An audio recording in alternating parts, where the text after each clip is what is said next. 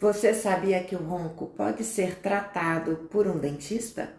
O ronco não é apenas um incômodo, pode ser sinal de um problema respiratório mais sério, como a apneia do sono.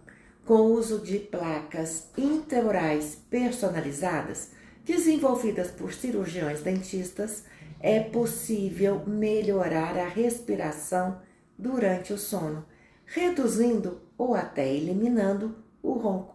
Dormir bem é essencial para a sua saúde e qualidade de vida.